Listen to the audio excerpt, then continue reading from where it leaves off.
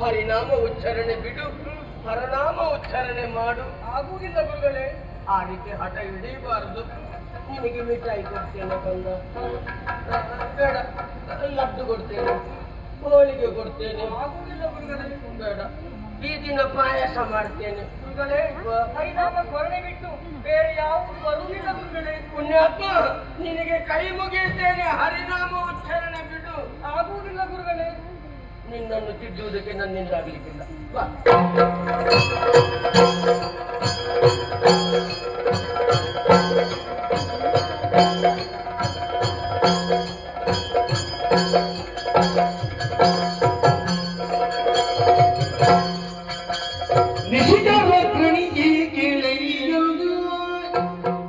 ನಿನ್ನ ಕಿಸುವಿನ ತಳ್ಳಿ ಬೆಳೆಯ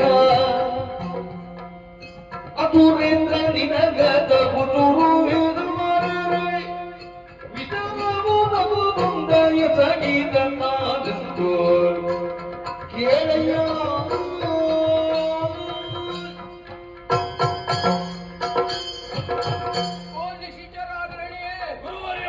ನಿನ್ನ ಕಂದನನ್ನು ಯೋಗ್ಯ ವಿದ್ಯಾರ್ಥಿಯನ್ನಾಗಿ ರೂಪಿಸ್ತೇನೆ ಎಂಬುದಾಗಿ ಭರವಸೆಯ ಮಾತನ್ನ ಆಡಿ ನನ್ನ ಮಠಕ್ಕೆ ನಾನು ಕರ್ಕೊಂಡು ಹೋದವ. ಹೌದಯ್ಯ.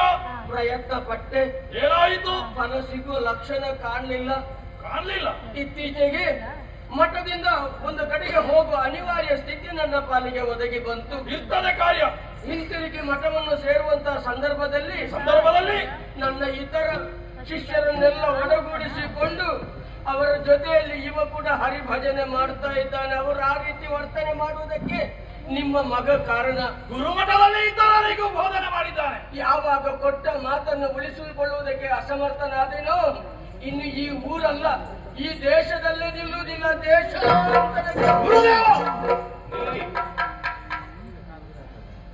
ಮಗನೇ,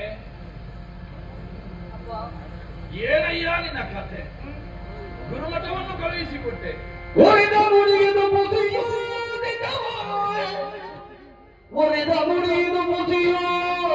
ತಿಗವೋ ಭರದಿ ಪೀನ ವಿಟ್ಟರಿಯೋ ಬರೆ ಸರ್ವನಾಥತೆ ಮಾತು ನಿಜವಂದಿರದ ಪ್ರಸಾದ ಕಂದ.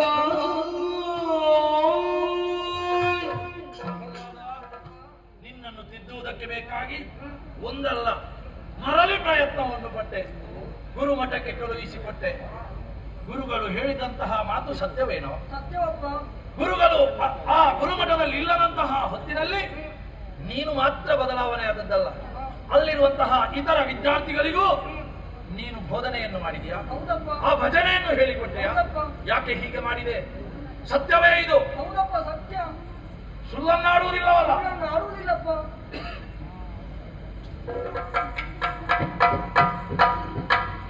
ನೀವು ಹೊರಟದೆಲ್ಲಿಗೆ? ಎಲ್ಲಿಯಾದ್ರೂ ದೇಶಾಂತರಕ್ಕೆ. ದೇಶಾಂತರ ಗಂಟೆ ಎಲ್ಲ ಗಟ್ಟಿಯಾಗಿದೆ. ಭೂಮಂಡಲ ಬಿಡಿ, 14 ಲೋಕವು ತನ್ನ ಅಂಕೆಯಲ್ಲಿರುವಾಗ ಅದಕ್ಕಿಂತ ಹೊರಗೆ ನೀವೆಲ್ಲಿಯಾದ್ರೂ ಹೋಗುವುದಕ್ಕುಂಟ? ಮತ್ತೆ ದೇಶಾಂತರ ಅಂತ ಹೇಳಿದ್ರೆ ನನ್ನ ಎದುರಿಂದ ಹೋಗುವುದು. ಉಳಿದ ಕಡೆ ನನ್ನದೇ ಅಧಿಕಾರ.